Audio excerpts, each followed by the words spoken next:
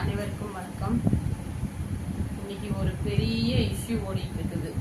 என்ன அப்படின்னா, அதிமுக ரெண்டா பிளவுபட்டுச்சு அப்படிங்கிற ஒரு நியூஸ் வந்து ரொம்ப பரபரப்பை ஏற்படுத்திட்டு இருக்குது அப்படின்னே சொல்லலாம்.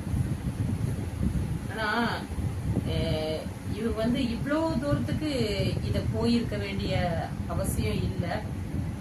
என்னன்னா, ஐயா எம்ஜிஆர் ரொம்ப கஷ்டப்பட்டு ஆரம்பிச்சு கட்டி காத்து அத அம்மையார் ஜெயலலிதா வந்து தன்னோட கட்டுப்பாட்டுக்குள்ள வச்சிருந்து கட்சியை வந்து இந்த அளவுக்கு உருவாக்கி கொடுத்த ஒண்ண இவங்க வந்து பதவிக்காகவும் அதிகாரத்துக்காகவும் நம்ம இல்ல அப்படிங்கறதுக்காக, பதவியும் அதிகாரமும் நமக்கு இல்ல, நம்ம ஒரு 5 வருஷம் திருப்பி மறுபடியும் ஒரு 5 வருஷத்துல தோத்துட்டோம் அப்படின்னு 2 தோல்விகளை கூட சந்திக்க முடியாத இவங்களோட அந்த சுய லாபத்துக்காக இன்னைக்கு ஒரு கட்சியவே, தனக்கு சோறு போட்ட ஒரு கட்சி, தனக்கு வாழ்வு கொடுத்த ஒரு கட்சியவே இரண்டா உடைச்சிட்டு போறாங்க அப்படின்னா இவங்க எப்படிப்பட்ட ஆட்களா இருப்பாங்க பாருங்க.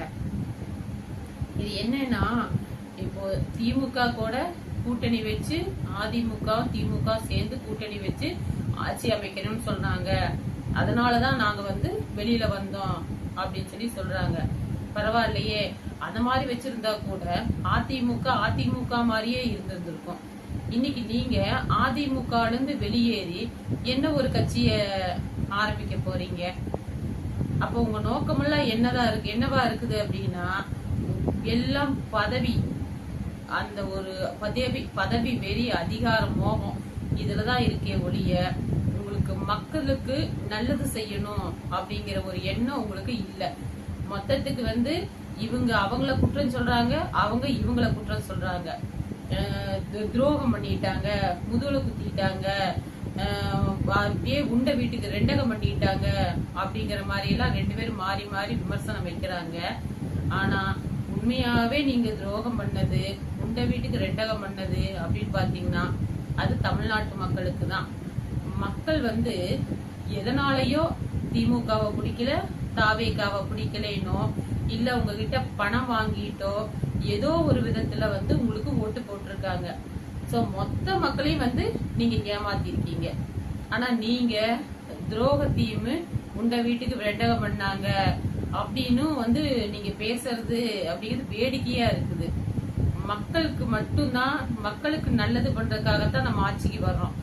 ஆனா இன்னைக்கு நல்லாவே வெளிப்படையா தெரியுது, நீங்க யாரும் மக்களுக்கானவங்க இல்ல, உங்க சுயலாபத்துக்கானவங்க அப்படின்னு.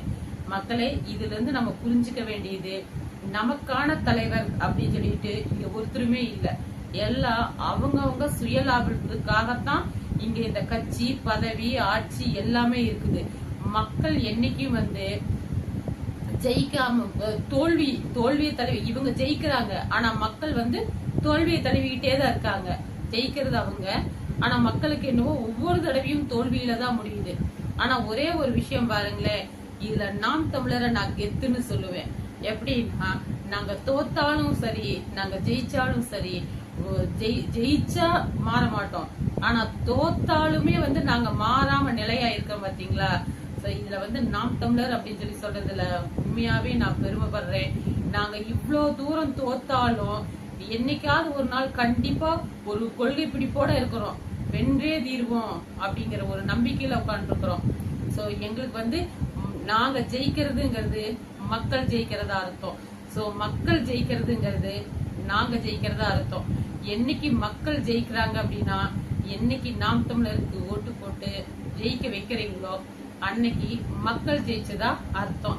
அது வரைக்கும் வந்து நீங்க போடுற ஓட்டு அப்படிங்கிறது வந்து ஒருத்தங்களுக்காகவும், அந்த அதிகாரத்துல உள்ளவங்களுக்காகவும், ஒரு தனி நபருக்காக உள்ளது மட்டும்தானே ஒழிய உங்களுக்கானது எதுவுமே கிடையாது.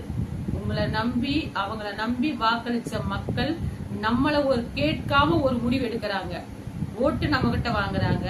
ஆனா இவங்க கட்சி உடைக்கிறதவோ, இல்ல இந்த கட்சியில இருந்து அந்த கட்சிக்கு மாறுறதவோ, இல்ல கட்சியை வந்து ஒரு எம்எல்ஏ பதவியை ராஜினாமா பண்றதோ நம்ம கிட்ட வந்து எந்த ஒரு விதமான ஒரு ஆலோசனையும் கேட்கறதுல நமக்கு எந்த ஒரு உண்மையை தெளிவுபடுத்துறதும் இல்ல. மக்களுக்கு எதுவுமே தெரியாம தான் தோண்டித்தனமா பதவி வந்தாச்சு, வேணும்னா வச்சுக்கலாம், இல்லைன்னா ரிசைன் பண்ணிடலாம். அப்ப ஓட்டு போட்ட மக்களை நீங்க என்னவா நினைக்கிறீங்க? அப்ப ஓட்டு போட்ட மக்கள் உங்களை நம்பி ஓட்டு போட்டதுக்கு நீங்க என்ன ஒரு பதில சொல்றீங்க? எதுவுமே இல்ல.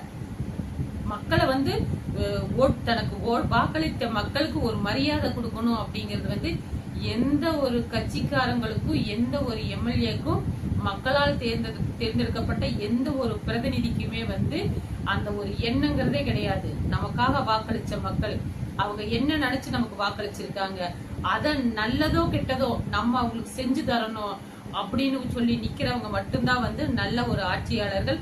இந்த மாதிரி ஒரு கேவலமான ஆட்சியாளர்கள் அப்படிங்கிறது நம்ம தமிழ்நாட்டுக்கு சாபமே அன்றி இது வரமில்லை. நன்றி, வணக்கம்.